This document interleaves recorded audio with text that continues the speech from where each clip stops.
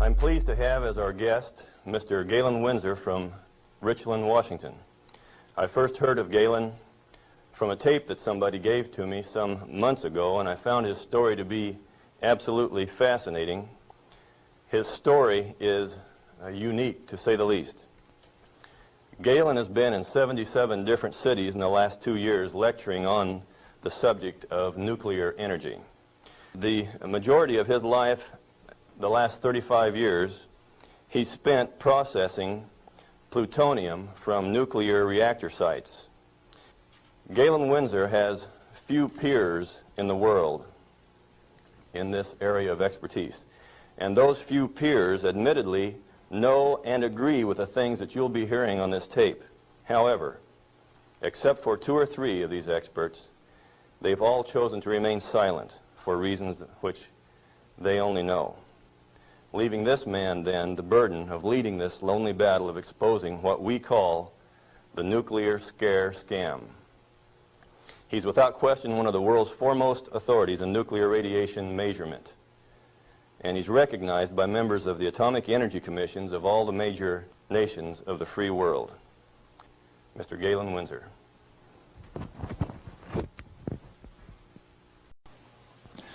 I'm Galen Windsor, and I thought I'd share a few hands-on practical things that have to do with this nuclear scare scam.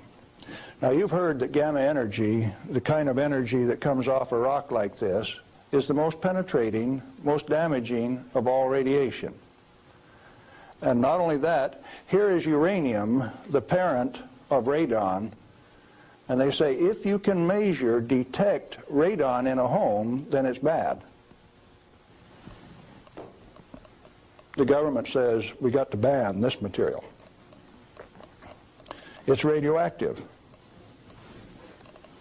Let's check it in the bottom of the bottle. Not very radioactive. Let's take the cap off. Oh goodness. Very radioactive. This instrument will only count gamma, energy. It's just energy. Light's coming from those lights, only you're getting lots of infrared from the lights as well as ultraviolet. Energy response, and it's very carefully damped to only discriminated so it only gets the energy that comes from this. I don't want it to respond to a light, just to this. Cost me $1,000 to get an instrument that will just respond to this and not to that. This is radioactive by any definition. Radioactive material giving off radiation that is read by an instrument like this. Okay, radioactive material. You pour it out in the hand, and that's radioactive contamination. Is it radioactive? Yeah, it is. Very radioactive. Now, decontamination is nothing but scooping it back up and putting it into the bottle. I just now decontaminated my hand. No, I didn't do such a good job. Not good at all. Is it still radioactive? Yeah, that's called residual radioactivity. Now, under the decontamination rules of the government, when you're decontaminating, it has to go down a controlled drain so that you don't disperse radioactivity. Do I qualify as a controlled drain?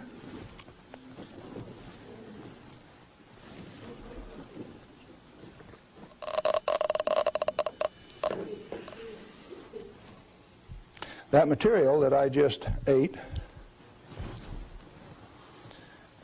is not soluble in body fluids. The stuff is so fine that it has no texture to it. Doesn't even feel rough. So it's tasteless, odorless, has no texture. How is it supposed to hurt me?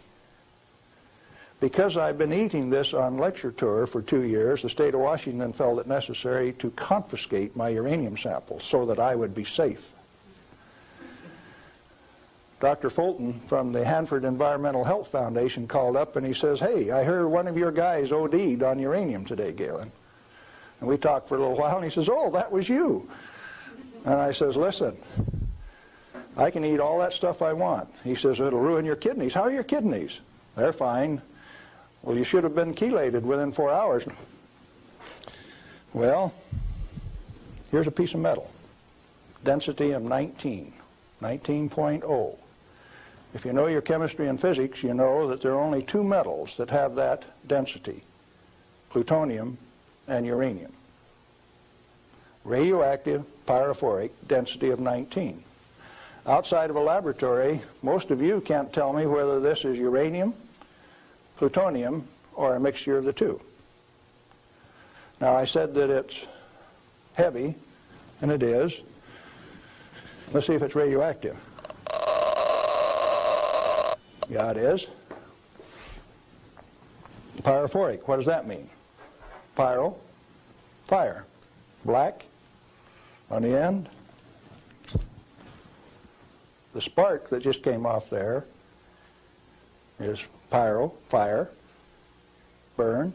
If it's plutonium, I just contaminated this area of Arizona in excess of the EPA's limit for 1 square mile of surface.